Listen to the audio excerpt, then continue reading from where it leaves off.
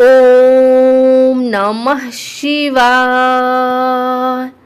आइए सुनते हैं श्रावण मास महात्म्य का 7वां अध्याय। ईश्वर बोले, हे सनत कुमार, अब मैं अति उत्तम भौम व्रत का वर्णन करूंगा, जिसके अनुष्ठान करने मात्र से वैदव्य नहीं होता है। विवाह होने के पश्चात 5 वर्षों तक यह व्रत करना चाहिए। इसका नाम मंगला गौरी व्रत है। यह पापों का नाश करने वाला है। विवाह के पश्चात प्रथम श्रावण शुक्ल पक्ष में पहले मंगलवार को यह व्रत आरंभ करना चाहिए। केले के खंभों से सुशोभित एक पुष्पमंडल बनाना चाहिए और उसे अनेक प्रकार के फलों तथा रेशमी वस्त्रों से सजाना चाहिए। उस मंडप में अपने सामर्थ्य के अनुसार देवी की स्वर्णमयी अथवा अन्य धातु की बनी प्रतिमा स्थापित करना चाहिए। उस प्रतिमा को 16 उपचारों से, 16 दुर्वा दलों से, 16 चावलों से तथा 16 चने की दालों से मंगला गौरी नामक देवी की पूजा करनी चाहिए और 16 बत्तियों से 16 दीप जलाने चाहिए तथा दही या भात का नैवेद्य भक्ति पूर्वक अर्पित करना चाहिए। देवी के पास ही पत्थर का सिल तथा लोढ़ा स्थापित करना चाहिए। 5 वर्ष तक इस प्रकार से करने के पश्चात उद्यापन करना चाहिए। माता को वायन प्रदान करना चाहिए, जिसकी विधि आप सुनिए। अपने सामर्थ्य अनुसार एक पल प्रमाण स्वर्ण की अथवा उसके आधे प्रमाण की अथवा उसके भी आधे प्रमाण की मंगला गौरी की प्रतिमा निर्मित करानी चाहिए। अपनी शक्ति के अनुसार स्वर्ण आदि के बने टंडुल पूरित पात्र पर वस्त्र तथा रमणीय कंचु की ओढ़नी रखकर उन दोनों के ऊपर देवी की प्रतिमा स्थापित करनी चाहिए।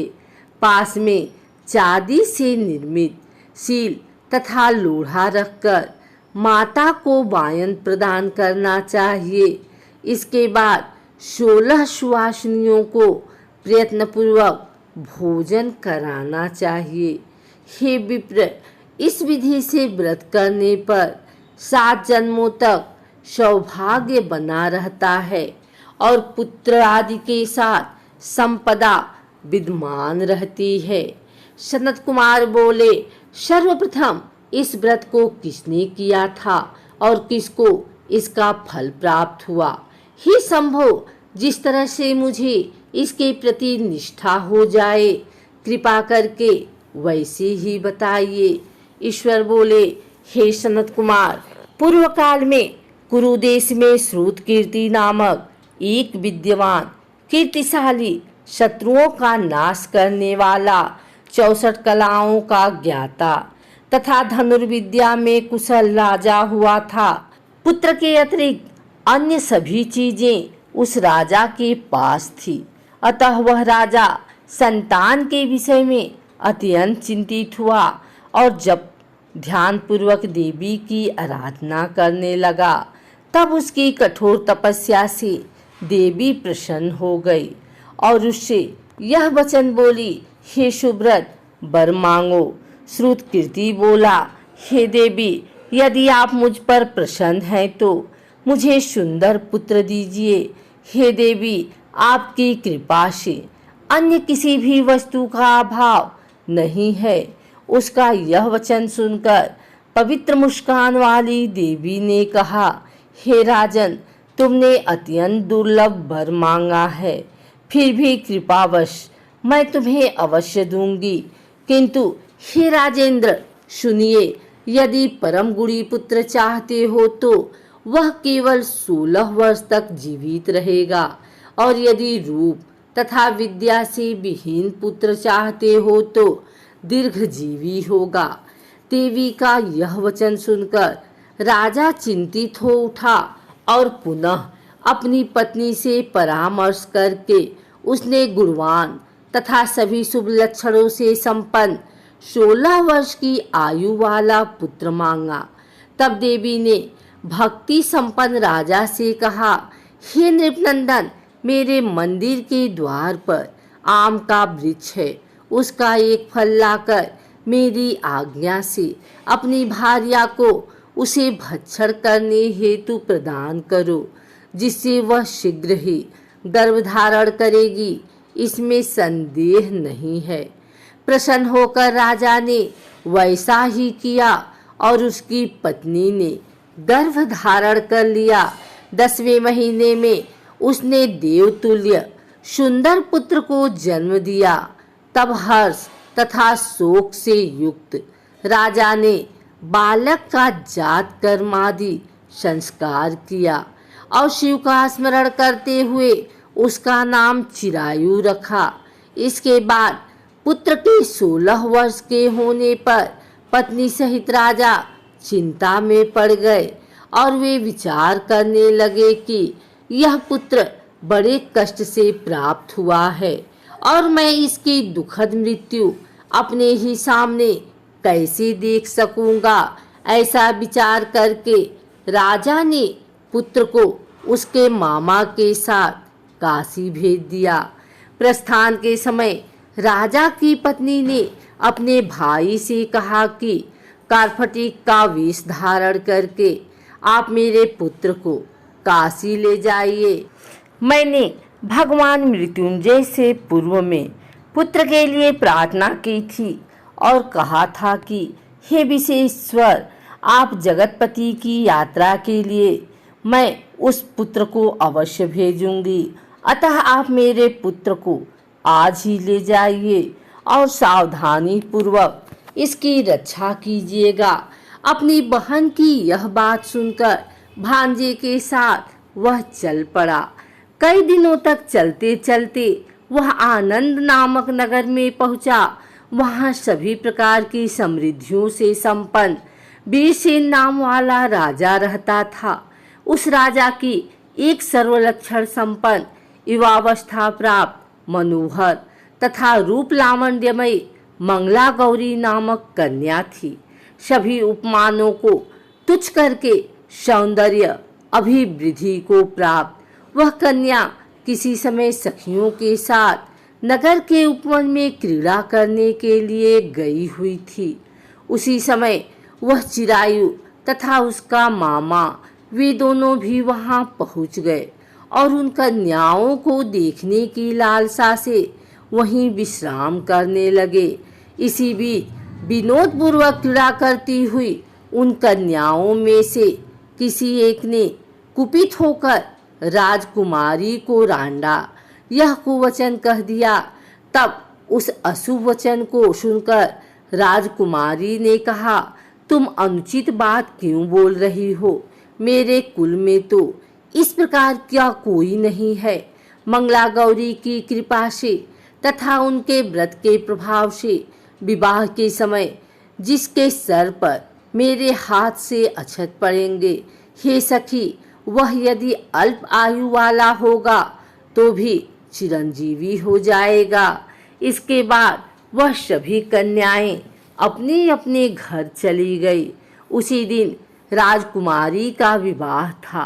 व्राहिक देश के दिधर्मा नामक राजा के सुकेतु नामक पुत्र के साथ उसका विवाह निश्चित किया गया था। वह सुकेतु विद्याहीन, कुरूप तथा बहरा था। तब सुकेतु के साथ आए हुए उन लोगों ने विचार किया कि इस समय कोई दूसरा श्रेष्ठ वर ले जाना चाहिए और विवाह संपन्न हो जाने के बाद वहां सुकेतु पहुंच जाए। उन लोगों ने चिरायु के मामा के पास जाकर याचना की कि आप इस बालक को हमें दे दीजिए, जिससे हमारा कार्य सिद्ध हो जाए। इस पृथ्वी पर परोपकार के समान दूसरा कोई धर्म नहीं है। उनकी बात सुनकर चिरायु का मामा मन ही मन बहुत प्रसन्न हुआ, क्योंकि इसने उपवन में पहले ही कन्या मंगला गौरी की बात सुन ली थी। फिर भी उसने एक बार कहा कि आप लोग इसे किस लिए मांग रहे हैं? कार्य की सिद्धि हेतु वस्त्र अलंकार आदि मांगे जाते हैं, वर तो कहीं भी नहीं मांगा जाता। तथापि आप लोगों का सम्मान रखने के लिए मैं इसे दे रहा हूँ। इसके बाद चिरायु को वहां ले जाकर उन लोगों ने विवाह संपन्न कराया। सप्तपदी आदि के हो जाने पर रात्रि में शिव पार्वती की प्रतिमा के समक्ष उस चिरायु ने हर्षयुक्त होकर मंगला गौरी के साथ शयन किया। उसी दिन चिरायु के 16 वर्ष पूर्ण हो चुके थे और अर्धरात्रि में साक्षात्कार सर्प रूप में वहां आ गया। इसी बीच संयोगवश राजकुमारी जाग गई। उसने उस महासर्प को वहां देखा और वह भय से व्याकुल होकर कांपने लगी। तभी उस कन्या ने धैर्य धारण 16 उपचारों से सर्प की पूजा की और पीने के लिए उसे दूध दिया। उसने दीनता भरी वाणी में उस सर्प की प्रार्थना तथा स्तुति की। मंगला गौरी प्रार्थना करने लगी कि मैं उत्तम व्रत को करूंगी जिससे मेरे पति जीवित रहें। ये जिस तरह से चिरकाल तक जीवित रहें, आप वैसा कीजिए। इतने में सर्प वहां स्थित एक कमंडलू में प्रवेश कर गया और उस मंगला गौरी ने अपनी कंचुकी से उस कमंडलू का मुंह बांध दिया। इसी बीच उसका पति अंगड़ाई लेकर जाग गया और अपनी पत्नी से बोला, हे प्रिय, मुझे भूख लगी है। तब वह अपनी माता के पास जाकर खीर, लड्डू आदि ले आई और उसके द्वारा दिए गए भोज्य पदार्थ को उसने प्रसन्न मन से खाया। भोजन के पश्चात हाथ धोते समय उसके हाथ से अंगूठी गिर पड़ी। तांबुल खाकर वह पुनः सो गया। इसके बाद मंगला गौरी कमंडलू को फेंकने के लिए जाने लगी। विधि की कैसी गति है कि उस कमंडलू में से बाहर की ओर जगमग करती हुई हार कांति को देखकर वह आश्चर्यचकित हो गई। घट में स्थित उस हार को उसने अपने कंठ में धारण कर लिया। इसके बाद कुछ रात शेष रहते ही चिरायु का मामा आकर उसे ले गया। इसके बाद बरपक्ष के लोग सुकेतु को वहां ले आए। उसे देख मंगला गौरी ने कहा कि यह मेरा पति नहीं है। तब उन सभी ने उससे कहा, हे शुभे, तुम यह क्या बोल रही हो? यह तुम्हारा कोई परिचायक हो तो उसे हम लोगों को बताओ। मंगला गौरी बोली, जिसने रात्रि में 9 रत्नों से बनी अंगूठी दी है, उसकी अंगुली में इसे डालकर परिचायक निशानी देख लें। मेरे पति ने रात्रि में मुझे जो हार दिया था उसके रत्नों का समुदाय कैसा है, इस बात को यह बताएं। यह तो कोई अन्य ही है। इसके अतिरिक्त रात्रि में आम सींचते समय उनका पैर कुमकुम से लिप्त हो गया था। वह मेरी जांघ पर अब भी विद्यमान है। उसे आप लोग शीघ्र देख लें। साथ ही रात में परस्पर भाषण तथा भोजन आदि जो कुछ किया गया था उसे भी यह बता दें। तब यह निश्चय ही मेरा पति है। इस प्रकार उसका वचन सुनकर सभी ठीक है कहने लगे। किंतु जब एक भी बात न मिली तब सभी ने सुकेतु को उसका पति होने से निषिद्ध कर दिया और बरपक्ष वाले जिस तरह से आए थे उसी तरह से चले गए। उसके बाद अपने वंश को बढ़ाने वाले महान यश से संपन्न तथा परम मनस्वी मंगला गौरी के पिता ने अन्न पान आदि का सत्र चलाया। उन्होंने बरपक्ष का वृतांत कानो कान सुन लिया कि स्वरूप से कुरूप होने के कारण लोगों के द्वारा किसी अन्य को वर के रूप में आदर पूर्वक लाया गया था तब उन्होंने अपनी कन्या को पर्दे के भीतर बिठा दिया।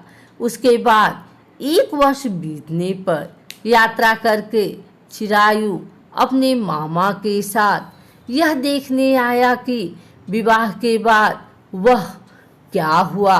तब उसे गांव के भीतर से देखकर वह मंगला गौरी अत्यंत प्रसन्न हुई और माता पिता से बोली कि यही मेरे पति हैं। राजा ने अपने सुहृदजनों को बुलाकर पूर्व में कहे गए सभी परिचायकों को निशानी को देखकर मंद मुस्कान वाली अपनी कन्या चिरायु को सौंप दी। राजा ने शिष्टजनों को साथ लेकर विवाह का उत्सव कराया। इसके बाद राजा वीरसेन ने वस्त्र, आभूषण आदि, सेना, घोड़े, रथ और अन्य भी बहुत सी सामग्रियां देकर उन्हें विदा किया। उसके बाद कुल को आनंदित करने वाला वह चिरायु पत्नी तथा मामा को साथ लेकर सेना के साथ अपने नगर पहुंचा। लोगों के मुख से उसे आया हुआ सुनकर उसके माता पिता को विश्वास नहीं हुआ। उन्होंने सोचा कि प्रारब्ध अन्यथा कैसे हो सकता है। इतने में वह अपने माता पिता के पास आ गया और स्नेह से परिपूर्ण वह चिरायु भक्तिपूर्वक उनके चरणों में गिर पड़ा। तब अपने पुत्र का मस्तक सूंघकर उन दोनों ने परमानंद प्राप्त किया। पुत्रवधू मंगला गौरी ने भी सास ससुर को प्रणाम किया। तब सास उन्हें अपनी गोदी में बिठाकर सारा वृतांत शीघ्रतापूर्वक पूछने लगी। हे महामुने, तब पुत्रवधू ने भी मंगला गौरी के उत्तम व्रत महात्म्य तथा जो कुछ घटित हुआ था वह सब वृतांत बताया। हे सनत कुमार, मैंने आपसे इस मंगला गौरी व्रत का वर्णन कर दिया। जो कोई भी इसका श्रवण करता है अथवा जो इसे कहता है उसके सभी मनोरथ पूर्ण हो जाते हैं, इसमें संदेह नहीं है।